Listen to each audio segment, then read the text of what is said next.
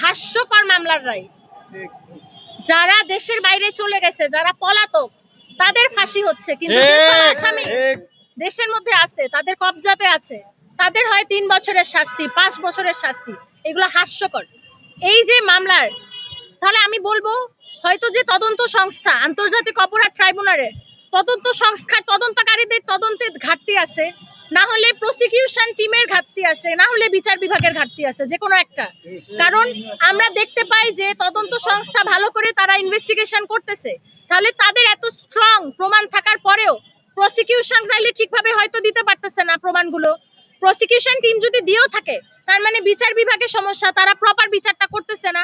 একটা direct visible যে police গুলি করতেছে শুয়ে বসে বিভিন্ন অ্যাঙ্গেল থেকে, তাকে কিভাবে মাত্র 3 বছরের শাস্তি দেয়? আর জেলে 1 বছর মানে হচ্ছে 9 মাস, তা তো কয়দিন পরে বেরি হয়ে যাবে, তাহলে শাস্তি হলো না।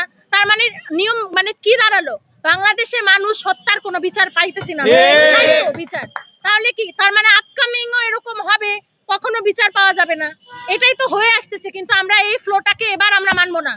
এই ফ্লো যাতে কখনো, যেমন আমি নিজেই তো সবসময় বলি বিচার হয় না। আমার ভাইকে মেরে ফেলছে 19 জুলাই 2024, আমার একমাত্র ছোট ভাই, তাকে পুলিশ খুব কাছ থেকে গুলি করে মেরে ফেলছে। তার হত্যার বিচারও তো আমি এখন পর্যন্ত পাই নাই।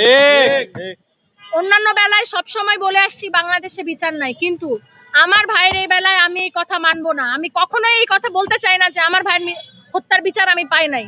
আমার ভাইয়ের হত্যার বিচার, সেই সাথে এই যে এতগুলো মায়ের কোল খালি হইলো, সকল সন্তান হত্যার বিচার এবং আহতদের অঙ্গহানির বিচার এই বাংলার মাটিতে যেন হয়।